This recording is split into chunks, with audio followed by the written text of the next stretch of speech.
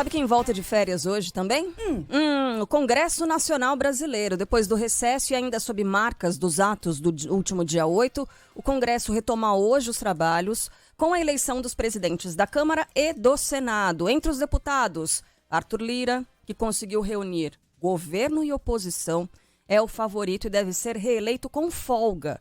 No Senado, a disputa está entre Rodrigo Pacheco, que tenta a reeleição, e Rogério Marinho, do PL de Jair Bolsonaro. A votação é secreta, mas a gente consegue fazer uma apuração, né, Natália Pazzi, sobre como vai votar cada parlamentar. Bom dia para você. Oi, Carla. Bom dia para você, Sheila. Um feliz aniversário também. Um bom dia para quem está nos acompanhando. Expectativa é grande com essa retomada dos trabalhos no Congresso Nacional hoje. Inclusive, o atual presidente da Câmara, Arthur Lira, e do Senado, Rodrigo Pacheco, eles vão tentar a reeleição e são os favoritos até o momento. Como você destacou, Carla, as votações são secretas, o que pode, de fato, abrir margem para traições dos parlamentares. O Lira, ele não tem fortes concorrentes, ele deve se eleger com uma ampla margem de votos. Já Pacheco está enfrentando algumas resistências, dentro, inclusive, do próprio partido, e terá um concorrente que pode, sim, ameaçá-lo, o ex-ministro do governo Bolsonaro, Rogério Marinho. Até ontem, Pacheco contava com o apoio de 6 partidos, enquanto Marinho tinha o apoio de outros 3. No Senado, a posse começa lá por volta das 3 horas da tarde. Depois, acontece a eleição, precisando de um quórum mínimo, ou seja, de uma presença mínima de 14 senadores para essa sessão ser aberta. Para eleger um novo presidente, o candidato deverá contar aí com a maioria absoluta dos membros do Senado, 41 parlamentares. E caso nenhum dos candidatos atinja esse patamar, os 2 mais votados vão para o segundo turno. O Pacheco, como eu disse, ele tem apoio de 6 partidos que juntos somam 42 senadores, mas mesmo assim ele está buscando o apoio de outros parlamentares. Os partidos são os seguintes: PSD, MDB, PT, PSB, PDT e Rede. O Rogério Marinho, ele tem o apoio do próprio partido dele e também de mais 2, totalizando 23 senadores. São eles PL, PP e Republicanos. Já o Eduardo Girão, ele não tem o apoio oficial de nenhum partido, nem mesmo do partido dele, o Podemos. Na Câmara, a posse começa daqui a pouco, por volta das 10 horas da manhã, e a sessão aí para a eleição por volta das 4h30 da tarde. Lá na Câmara, a eleição é feita por meio de sistema eletrônico, ao contrário do Senado, que essa votação acontece no papelzinho ali depositado dentro de uma urna. Na Câmara, vence em primeiro turno o candidato que receber a maioria absoluta dos votos. Ou seja, fazendo uma conta para dar um exemplo, se 400 deputados votarem hoje, são necessários 201 para levar o cargo. O Lira, ele tem o apoio de 20 partidos e federações que, somando tudo isso, dá cerca aí de 496 deputados. Lembrando que são 513 no total. Esses partidos, essas federações são as seguintes: PL, PT, PV, PCdoB, União Brasil, PP, MDB, PSD, Republicanos, o PSDB com o Cidadania, o PDT, o PSB, o Podemos, o Avante, o PSC, o Patriota, o Solidariedade, o PROS e o PTB, quase todos. Ele vai ter aí como concorrente o deputado Chico Alencar do PSOL e também o deputado Marcel Van Hatten do Novo, mas é muito difícil que Lira não leve essa recondução à presidência da Câmara. A Sheila estava dizendo aqui, né? Votação secreta, papelzinho. Agora descobrir quem é que descumpriu esse combinado, os traidores da República. Mas eu achei interessante que a Natália disse, né? Falando sobre as alianças ali, o apoio, esse apoio em peso para Arthur Lira. Falou também, ainda da vantagem, né, do Rodrigo Pacheco, do Rogério Marinho, né? Essa disputa que começa a se acirrar. E Eduardo Girão, que não tem o apoio de ninguém. Que dó, né? Que deprê. Caramba. Muito deprimente essa candidatura, que é feita, na verdade, né, Natália? É mais para marcar posto. Ontem o Rodrigo Orengo falava sobre isso. É mais para que tenha um novo nome ali. Aliás, né, a gente assistiu muito isso durante a CPI, da pandemia, por exemplo, que o parlamentar, quando ele se coloca nesses lugares, ele acaba aparecendo de alguma forma, né? Então não deixa de ser uma vitrine também para um candidato fake, porque é isso que é, né? Ele não tem chance de ser eleito presidente, então, no fim das contas, ele está só usando dessa vitrine aí. Inclusive, né, Natália, a gente deve ter ministros se licenciando dos cargos também para participar dessa votação. Você falou aí do apoio do PT, né, pro candidato Arthur Lira, para Rodrigo Pacheco também. Então a gente deve ter esses ministros, nem todos são do Partido dos Trabalhadores, mas esses ministros também participando dessa votação, né? É isso, são 12 ministros do governo Lula que vão tomar posse hoje no Congresso, na Câmara e no Senado, e vão precisar se licenciar aí temporariamente dos cargos no governo. No Senado são, por exemplo, aí Camilo Santana, Flávio Dino, Renan Filho e Wellington Dias. Já na Câmara o número é um pouquinho maior. Temos Alexandre Padilha, a Daniela Carneiro, o Juscelino Filho, o Luiz Marinho, a Marina Silva, o Paulo Pimenta, o Paulo Teixeira e também a Sônia Guajajara. Todos esses que já foram empossados como ministros do governo Lula, mas que vão ter essa licença temporária aí, porque é uma medida utilizada pelo governo para garantir mais votos para esses candidatos que são apoiados pelo governo, pelo PT do presidente Lula. Ou seja, são mais votos aí garantidos para Lira e também para Pacheco. Depois, então, eles voltam normalmente aos trabalhos no governo Lula, voltando, então, a assumir o lugar aí como ministro. Vamos falar um pouquinho da formação aqui do Congresso. Esse novo Congresso que toma posse hoje é mais conservador do que o anterior, o que esteve durante o governo Jair Bolsonaro. No Senado, o PL até então dominava a casa com 14 parlamentares, mas o PSD, com as filiações de Mara Gabrilli e Elisiane Gama, vai chegar a 16 e, portanto, formar a maior bancada. MDB e União Brasil têm 10 senadores cada e o PT de Lula tem 8. Ao todo, o governo vai contar com 42 das 81 cadeiras. Para passar no Senado, né, qualquer emenda constitucional precisa de pelo menos 49 votos. Me corrija se eu estiver errada aqui nos números, tá, Natália? E na Câmara, o PL de Jair Bolsonaro é o maior partido, 99 cadeiras. Na sequência, aparece a federação formada por PT, PCdoB PT, PCdoB e a formação PV, obrigada, com 80 deputados. Depois vem o União Brasil com 59 parlamentares, o PP com 47, o PSD e o MDB com 42 cada um. Republicanos, 41, e a federação formada por PSDB e Cidadania, com 18. O PDT e a federação formada por PSOL e Rede, com 17 cada. Somadas, as bancadas com cargos no primeiro e segundo escalões do governo têm 223 dos 513 votos na Câmara e, para aprovar uma PEC, é necessário o apoio de pelo menos 308 parlamentares. Mais uma vez, Natália, o Centrão vai ser decisivo sempre nas votações, aparentemente, né? Como sempre foi e nunca vai deixar de ser, né, Sheila? A gente sabe que o Centrão joga conforme a música, ele acaba transitando em todos os governos, não apenas no governo Lula, no governo Bolsonaro. Isso também aconteceu no governo Temer e também no governo Dilma e anteriormente também nos governos anteriores. E o Centrão esse que é justamente muito trabalhado ali, muito articulado pelo atual presidente da Câmara, Arthur Lira. E, inclusive, ouvindo esses concorrentes aí de Lira e de Pacheco, por exemplo, o Chico Alencar do PSOL, ele disse que esse apoio de muitos partidos, muitas federações, de muitos deputados à recondução de Arthur Lira é perigosa, porque, de acordo com o Chico Alencar, o Lira vai ter muito poder no atual governo Lula, que ele agiria quase como um segundo presidente do governo. Por isso, inclusive, que ele acabou lançando essa candidatura. O pessoal que tem pouquíssimas chances, tem pouco mais aí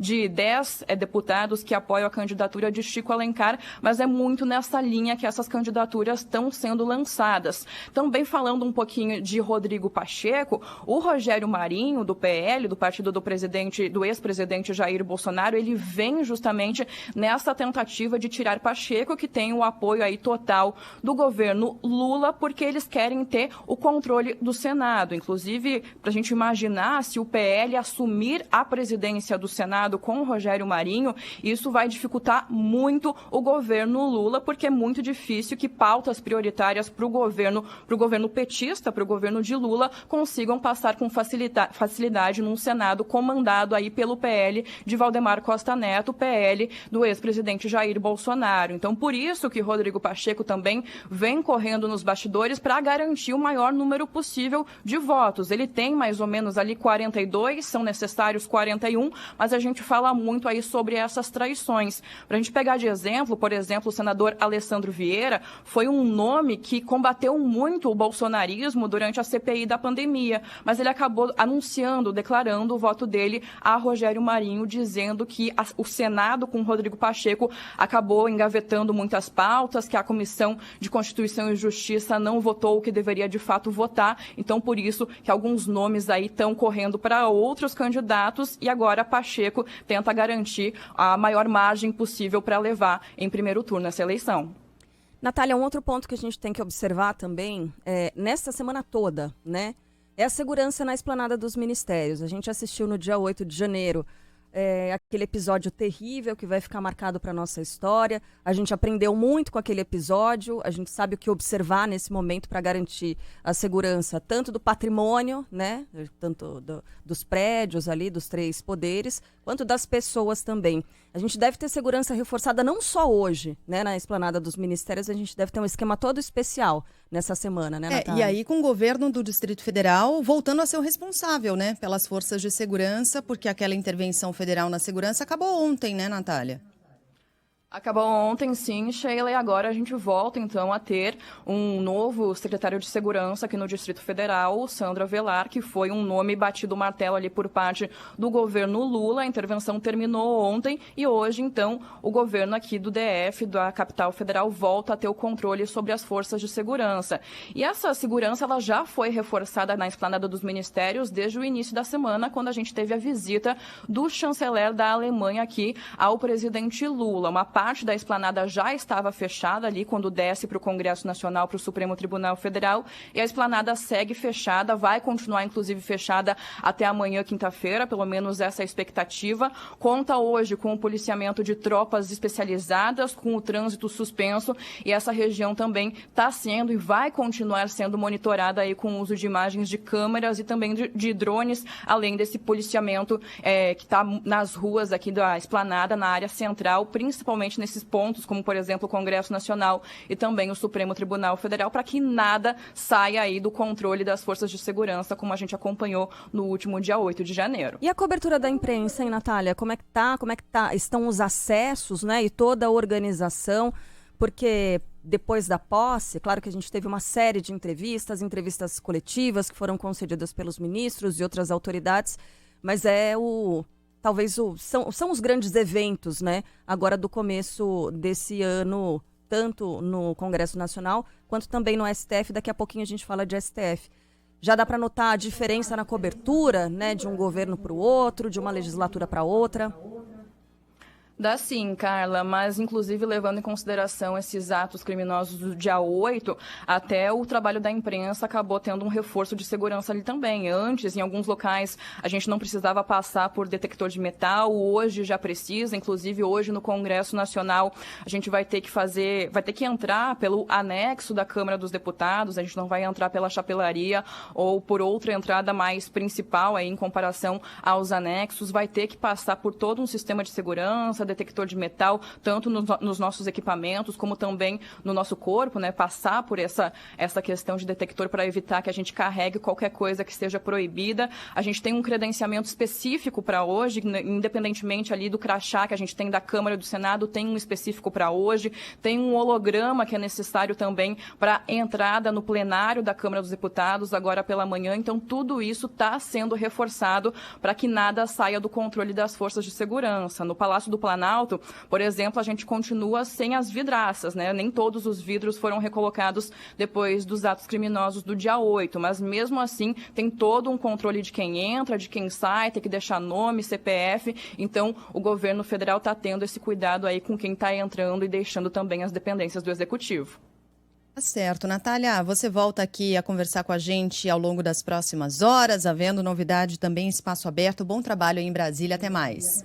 Até mais. Aliás, a gente falou, do fim da intervenção federal na segurança do Distrito Federal. O ministro da Justiça fez um balanço. Disse que essa intervenção foi concluída com êxito. Adriano Oliveira tem os detalhes. O ministro da Justiça, Flávio Dino, avalia que foi concluída com êxito a intervenção federal na segurança do DF, decretada pelo presidente Lula em hora difícil. A publicação do ministro em uma rede social fala ainda que a história mostrará com muita nitidez o que foi o dia 8 de janeiro e parabenizou o secretário executivo Ricardo Capelli pelo desempenho como interventor. A intervenção federal na segurança pública do Distrito Federal chegou ao fim ontem, após 23 dias. A partir desta quarta-feira, a Secretaria de Segurança Pública será administrada por Sandro Avelar, policial federal que já foi titular da pasta durante o governo de Agnello Queiroz, entre 2011 e 2014. A gente citou rapidamente aqui a volta, o retorno do STF aos trabalhos, expectativa para o discurso da ministra Rosa Weber. Conta pra gente, Thalita Almeida. A quarta-feira também será de abertura dos trabalhos do Supremo Tribunal Federal. Há a expectativa de que o retorno seja com vários discursos, principalmente porque será a primeira reunião dos magistrados depois dos atos do dia 8 de janeiro. A pauta do Supremo entre os meses de fevereiro e julho foi divulgada na última semana pela presidente da Corte, ministra Rosa Weber.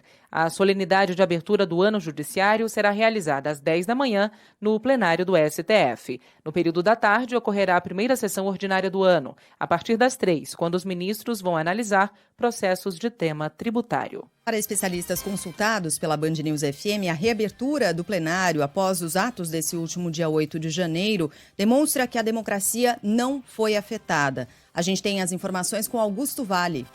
Menos de um mês após a invasão ao plenário do Supremo Tribunal Federal, os ministros se reúnem novamente no espaço que foi reformado após a destruição. Criminosos entraram no prédio, quebraram cadeiras e danificaram dezenas de obras de arte. Um gabinete extraordinário foi montado pela presidente da Corte, Rosa Weber. Um grupo da Universidade Federal de Minas Gerais, que atua na conservação de bens culturais, tem auxiliado na curadoria dos objetos. Em entrevista à Band News FM, o vice-diretor do Centro de Restauração, Luiz Antônio Cruz, afirma que mais do que recuperar as obras, o importante é mostrar que as autoridades souberam dar uma resposta. O que está sendo restaurado não é só a materialidade das obras. O que está sendo restaurado é a firmeza, é a coesão das instituições democráticas aí representadas pelo Legislativo, pelo Judiciário e pelo Poder Executivo. Por decisão do ministro Alexandre de Moraes, a Polícia Federal tem 5 dias para ouvir o presidente do PL. A gente estava acompanhando na nossa live as imagens da invasão ali ao Supremo Tribunal Federal no dia 8. Pode até deixar, viu, Thiago Rossi, porque a gente vai falar sobre a tal da minuta do golpe que foi encontrada também na casa de Anderson Torres. Aliás, o presidente do PL, Valdemar Costa Neto, afirmou que um documento semelhante a essa minuta encontrada na casa do Anderson Torres circulou entre apoiadores de Jair Bolsonaro. Ele disse: eu mesmo também tinha uma, mas ele triturou. Fala aí, Leandro Aislan.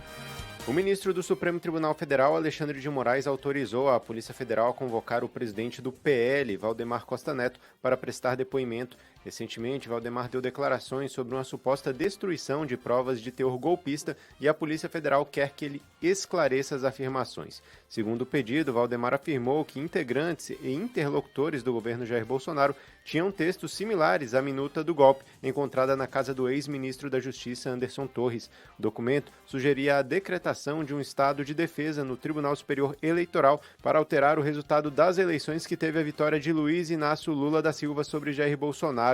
Moraes determinou o prazo de 5 dias para que a Polícia Federal realize o depoimento. Em entrevista ao Band News TV, o ministro da Defesa, José Múcio, afirmou que todos os envolvidos nos atos criminosos do último dia 8 serão punidos, inclusive os militares. E negou que o aval de Lula para a desmontagem do acampamento bolsonarista em frente ao QG do Exército tenha partido apenas depois dos ataques às sedes dos 3 poderes. O presidente Lula sempre desejou desmontar aquilo. Eu conversei muito com aquele povo, sabia da dificuldade de desmontar aquilo, porque aquilo era uma coisa muito mais sólida e muito mais organizada do que uma simples manifestação de civis. Acho que tudo aconteceu na hora correta. Talvez o erro maior tenha sido as pessoas que chegaram de ônibus com aquela quantidade enorme terem entrado lá no acampamento. Se você perguntar qual foi o meu erro maior, talvez tenha sido esse, ou de quem não cumpriu, ou de quem não percebeu. Interessante a fala dele, né, de admitir, porque inclusive o ministro Flávio Dino tentou colocar panos quentes na situação, né? Porque antes disso acontecer, Flávio Dino foi muito crítico à postura de José Múcio. Inclusive havia uma disputa, né, ali entre os mais próximos do presidente Lula sobre como agir com essas pessoas que estavam em frente aos quartéis. E aí o ministro Múcio disse, não, tudo bem, porque ele mesmo tinha, né, parentes ali naquela situação, enquanto que para o ministro Flávio Dino a situação exigia uma medida mais drástica com a retirada dessas pessoas. Depois do ocorrido, em 8 de janeiro, o ministro Flávio Dino, nas entrevistas que ele concedeu, ele disse, não, claro que a gente tinha posições diferentes e tal, mas o ministro não estava mal intencionado, ele fez com, né, a melhor das intenções e tal, então ele mesmo tentou passar um pano ali na situação. E agora o Múcio vindo a público dizendo que ele errou é algo interessante de se ouvir, repetindo nessa entrevista que foi concedida aqui ao Band News TV. Bom, e a gente fala ainda de Forças Armadas, mas agora a gente fala sobre a Força Aérea Brasileira e vai para o norte do país, porque a Força Aérea começa a controlar o espaço aéreo na terra Yanomami. O objetivo é impedir a atividade do garimpo ilegal. E quem vai trazer para a gente todos os detalhes é a Cindy Lopes. A partir de hoje estão restritos os voos sobre a terra indígena Yanomami, em Roraima. A medida foi determinada pelo presidente Lula como forma de combate ao garimpo ilegal na região. O controle desses voos será feito pela Força Aérea Brasileira. Segundo o decreto, aviões e helicópteros que estiverem trafegando em zonas proibidas podem ser apreendidos assim que pousarem. De acordo com o governo federal, a estimativa é de que mais de 20 mil garimpeiros atuem ilegalmente na terra Yanomami. Ontem, durante a criação do Conselho de Participação Social, Lula afirmou que as operações são um ultimato do governo àqueles que atuam ilegalmente na região. O fato da gente ter visitado lá em Roraima uma terra Yanomami e ver a desgraceira que está acontecendo com aquele povo abandonado fez com que ontem nós assinássemos um decreto para definitivamente tirar os garimpeiros das terras indígenas nesse país. O decreto determina a atuação dos militares, da Força Nacional de Segurança e de outros órgãos do governo para proteger os indígenas. E como você sabe, há como ajudar o povo Yanomami. A campanha da Central Única das Favelas e da Frente Nacional Antirracista e tem o apoio da Band. Para doar, basta fazer um Pix de qualquer valor. Eu quero ajudar com R$1. Dá? Dá. Eu acho que até com menos, né, Sheila? Centavos. Você consegue ajudar com centavos, inclusive. Qual é a chave Pix? Quem está acostumado a usar Pix sabe, né? Entra ali, chave Pix, é um e-mail. E o e-mail é o seguinte, doações, mas sem o cedilha e sem o tio, doacoins, @cufa. Muita atenção, porque é .org.br, tá? Não é .com.br, é .org.br. Repetindo, chave Pix é e-mail, doacoins@cufa.org.br. Vamos em frente aqui com mais do noticiário. O ministro das Comunicações recebeu fora da agenda, no próprio gabinete, um empresário que se beneficiou de emendas do orçamento secreto direcionadas por ele. Juscelino Filho, segundo o jornal O Estado de São Paulo, se encontrou com Diogo Tito Soares no último dia 11 em Brasília.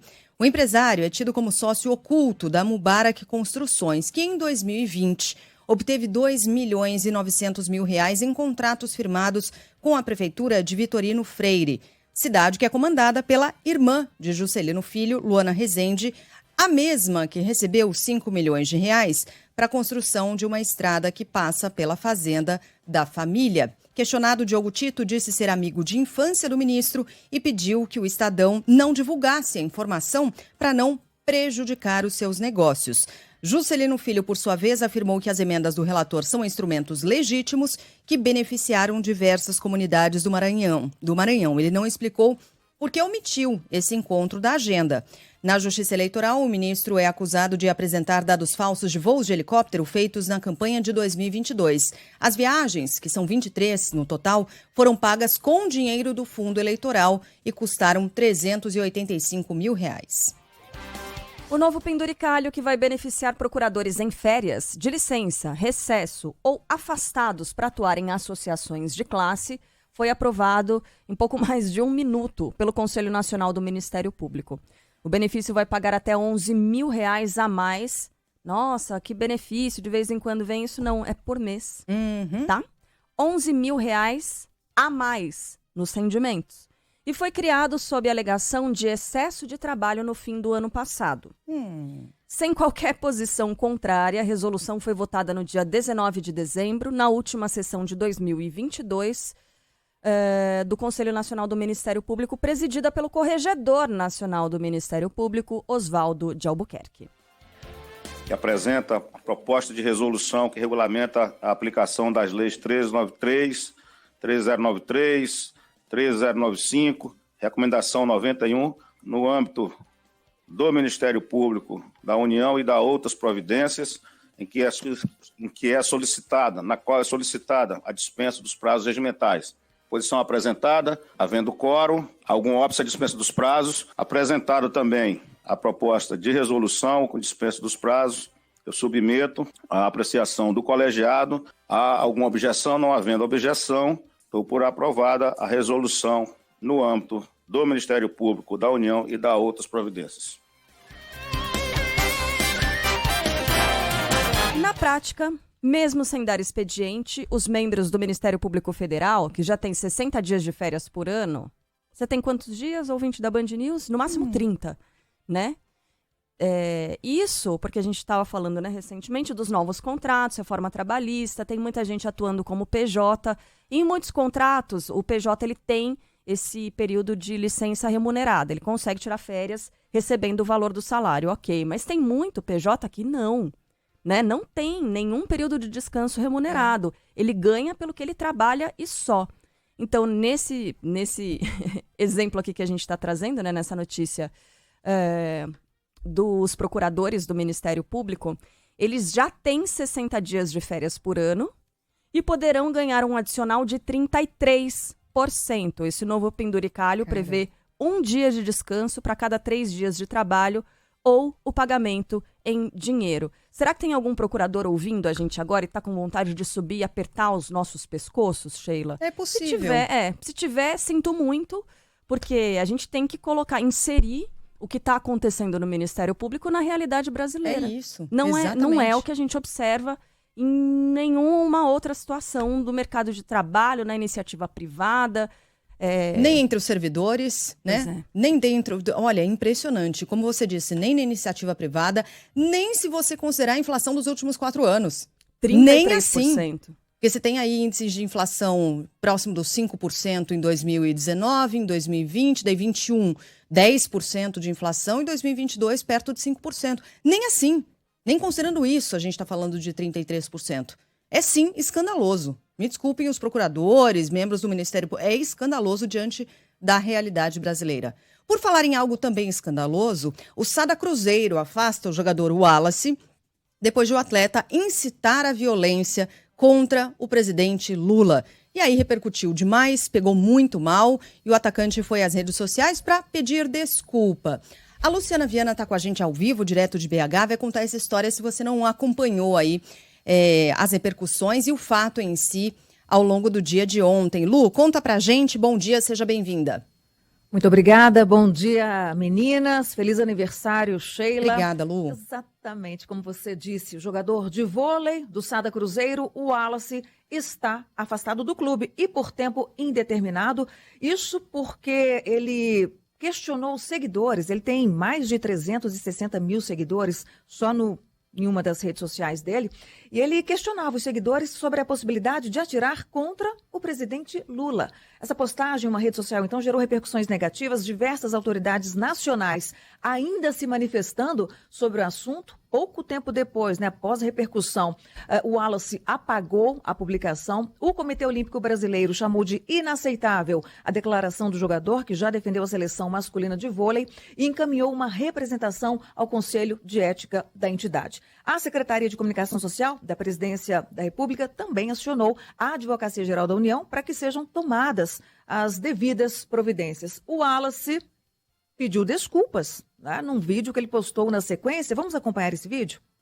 Quem me conhece sabe muito bem que eu jamais incitaria violência em hipótese alguma contra qualquer pessoa e principalmente o nosso presidente. Então, venho aqui pedir desculpas, foi um post infeliz que eu acabei fazendo, errei e estou aqui pedindo as desculpas, porque quando você erra não tem jeito, você tem que assumir o erro e se desculpar. Pelo menos isso, né, Lu? Ele não deu aquele, ai, nossa, foi tirada de contexto a minha fala, desculpa quem se sentiu ofendido e os tal. dois Não, clássicos, né? Eu admito, eu errei e tenho que tenho que pedir desculpas. Pelo menos isso, né? Pelo menos uma decisão inteligente aí do Wallace. Ele que é uma referência no esporte, né? E é preciso desvincular, né, o esporte dessa questão de incitar a violência e que a gente não tem episódios como esse, né? Novamente ao longo deste ano, meninas. Pois é. Sabe que, assim, ontem o Megali estava falando sobre isso, né? Como a ideia de liberdade na nossa cabeça, ela acabou sendo levada para um lugar bem confuso. As pessoas acabam extrapolando muitas vezes e sem pensar nas consequências, sem medir, sem se colocar no lugar do outro e sem se colocar no lugar dos outros. Porque ele, sendo uma pessoa, como disse a Luciana, é um ídolo do esporte, que tem essa capacidade de influenciar pessoas, sim. Quando ele coloca um conteúdo como esse nas redes sociais dele, e é interessante porque, assim, a gente costuma falar, né, Sheila, quando a gente vai em eventos e tal do rádio e TV são meios de comunicação muito diferentes, porque enquanto a TV é algo que não aproxima tanto o público, né, o telespectador do apresentador, é uma relação diferente. No rádio, a gente está do lado do ouvinte, que está no carro agora, que está em casa tomando café da manhã com a gente. É uma relação muito próxima. E as redes sociais, elas têm essa capacidade também. Quem não segue aí alguém no Instagram, que jamais encontrou a pessoa, mas que assiste ali, né, aos stories da pessoa, acompanha o dia a dia, dá a impressão que a gente conhece. Então, quando uma pessoa que tem esse poder de influência no esporte e nas redes sociais, quando ela insere um conteúdo como esse, ela tem sim a capacidade de influenciar pessoas. Então, a questão tem dúvidas se é certo, se não é? Pensa um pouquinho. Se tem dúvida, então muito provavelmente está errado. Então não faz, né, Sheila? Mesma coisa assim, eu vou desrespeitar alguém. Se tem dúvida, então provavelmente vai. Megali vira e mexe e fala assim, será que eu devo falar isso? Não sei. Megali? Na dúvida, não, Megali. Se você tem dúvida, não fala, né? Isso vale para todos. Pensa, né? É o bom senso. Até porque foi o que você começou falando aqui, e a gente tem insistido muito nessa tecla, que é importante, porque aqui nesse espaço a gente também propõe reflexões conjuntas com os nossos ouvintes. Essa história do argumento da liberdade plena de expressão, e ela não existe a liberdade absoluta de expressão, porque se todos decidirmos exercermos a liberdade plena, a gente ultrapassa a liberdade do outro, o direito do outro. Para isso há uma Constituição, para isso há Código Penal, para isso há regras para que a gente viva em sociedade, né? Então, quando você se veste sob o manto do argumento da liberdade extrema, da liberdade absoluta, para fazer e dizer o que quiser, isso tem consequência, e muitas vezes criminais, né? Quando você usa uma rede para disseminar o ódio, quando você usa uma rede para propagar mentira, para propagar também o ódio, isso tem consequências. E tem de ter mesmo. Nossa liberdade não é absoluta, né? Fosse absoluta, a gente não teria nenhum código penal para punir. Até onde vai? Até onde você pode ir? Você pode matar alguém? Não. Nosso código penal diz que não. Você não pode. Tem uma pena prevista, né? Então, é importante que a gente faça essa reflexão aqui, em especial aquelas pessoas que podem contribuir para o comportamento e que influenciam o comportamento das outras pessoas. É isso, Lu, obrigada, viu, pelas suas informações. Vários ouvintes se manifestando, cobrando, inclusive, um posicionamento mais efetivo, mais duro por parte da Confederação de Vôlei, e eu concordo com isso. A Confederação precisa se manifestar de maneira muito veemente, aliás, como já fez com a Carol, do vôlei de areia. Né? A Confederação não foi lá e se manifestou? Então, nesse caso também precisa. Muitos ouvintes também lembrando que inicialmente a posição do Sada foi uma e depois da repercussão foi outra. Eu concordo também com esses outros ouvintes e a gente vai seguir acompanhando. Lu, bom dia para você. Obrigada. Bom dia. Felicidades, Sheila. Obrigada. Beijo grande. Dia. Beijo, Carla. Beijo, querida. Bom, hoje quarta-feira já sabe, né? Hoje é super quarta. não é do esporte, é da economia. Na primeira reunião do ano e do novo governo, o Comitê de Política Monetária do Banco Central divulga hoje a nova taxa básica de juros do Brasil. Atualmente, a Selic está em 13,75%.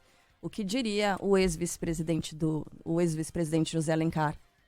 Nesse momento, o Josué, pai do Josué, que é presidente da Fiesp, né? Lembro que ao longo de todo o período em que ele foi vice-presidente, né? Chega lá ao lado de Lula, ele falava, tem que baixar os juros do Brasil, tem que baixar os juros do Brasil. Grande e saudoso José Alencar. E atualmente a Selic, então, em 13,75%. Expectativa do mercado é que ela seja mantida nesse mesmo nível. Ontem, outro vice-presidente adotou essa mesma linha do José Alencar, Geraldo Alckmin, disse que questionou justamente, né, esses juros altos cobrados no país, o vice-presidente Geraldo Alckmin, que é também ministro do Desenvolvimento, Indústria e Comércio. Nós precisamos verificar por que o Brasil tem juros tão altos. Por quê? O que justificaria? É imposto, cunha fiscal, vamos tirar, para reduzir custo de capital. É falta de concorrência, os Estados Unidos tem 2.000 bancos. É insegurança econômica, questão fiscal, é insegurança política, é dificuldade de reaver o crédito, spread alto, que o bom pagador paga pelo mal pagador, enfim, é preciso agir no sentido de termos custo de capital mais barato. Encontro na Federação Brasileira de Bancos, o presidente do BNDES prometeu contribuir para a redução dos juros e a reindustrialização do país. Para isso, Aloysio Mercadante defendeu atuar na taxa de longo prazo, que é a mais usada do setor. Segundo ele, isso pode ser feito através de um projeto de lei com a colaboração da FEBRABAN. Mexendo na TLP, porque a TLP é a taxa de juros que o banco utiliza, o BNDES, mas tem espaço para reduzir essa taxa de juros. E nós queremos fazer em conjunto com a FEBRABAN. Tem que ser um projeto de lei, tem que ser aprovado no Congresso Nacional, portanto precisa de um debate técnico cuidadoso e nós já temos caminho de como fazer isso. Ao lado de Aloysio Mercadante, o ministro da Fazenda, Fernando Haddad, destaca as negociações de medidas em curso para baratear o crédito e rebateu críticas feitas por bancos às mudanças no Conselho de Administração Conselho de Administração de Recursos Fiscais. O órgão tem como função julgar, em segunda instância, delitos como sonegação de impostos. Recentemente, o governo alterou a estrutura do CARF para aumentar o ganho fiscal em até 50 bilhões de reais neste ano. Uma das mudanças é a volta do voto de qualidade, ou seja, representantes da Receita passam a ter voto duplo na hora do desempate. Segundo Fernando Haddad, não há justificativa para evitar essa alteração. É uma vergonha o que está acontecendo no CARF. Não existe nenhum país do mundo com esse sistema de solução de litígio administrativo. Nenhum país do mundo. Eu desafio qualquer pessoa a me apresentar um sistema que se aproxime do que é o CARF, do que era o CARF até a medida provisória ter sido editada. Por que a gente falou de super quarta? Porque também tem definição da taxa de juros nos Estados Unidos. Mais tarde a gente fala com a Juliana Rosa sobre esse tema. Bom, já também a gente volta a falar com o Rio de Janeiro sobre aqueles criminosos que conseguiram fugir da cadeia com uma corda feita com lençóis, também sobre o caso brutal no Piauí, aquela estudante estuprada e assassinada durante uma festa de calouros. Também vamos falar mais sobre aquela estudante que desviou quase R$1 milhão da formatura de medicina da USP. Em instantes, tudo isso e mais.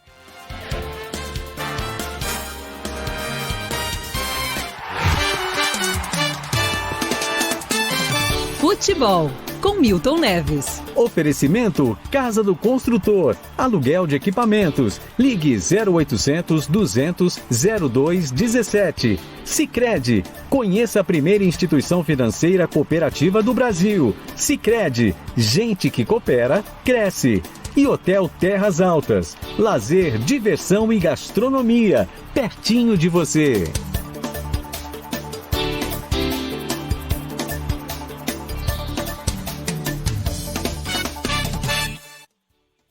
Fala, Milton, bom dia. Sheila Magalhães, Carla Bigato, da Band News FM. O negócio é o seguinte, hoje nós temos o Palmeiras ganhando lá em Mirassol do Mirassol, né? E eu quero falar, no entanto, aqui bem de um jogador chamado Sadio Mané, lá do Senegal, que joga hoje na Alemanha, fazendo bem para o seu povo pobre no Senegal, o seu país. Ele brilha lá na Alemanha e distribui milhões e milhões de euros também em, não é bem cidade natal, um lugarejo pequenininho, uma atitude maravilhosa, fez hospital, colocou antenas também para o pessoal assistir televisão, acesso à internet, e está fazendo mais um hospital, e dá 80 euros por dia para cada um dos habitantes conterrâneos dele lá. Por quê? É pequenininho, tem pouca gente. 80 euros por dia. Esse cara aí tem que ir pro céu mais direto, além de ser um craque, né? Ele joga igualzinho o nosso Edilson Capetinha. Capetinha era bom, mas o Mané é melhor, né? Então hoje nós vamos ter Mirassol e o time do Palmeiras. O Palmeiras em estado de graça, só ganha. E vai ganhar hoje de novo por 2-0. Grande abraço para vocês e até amanhã.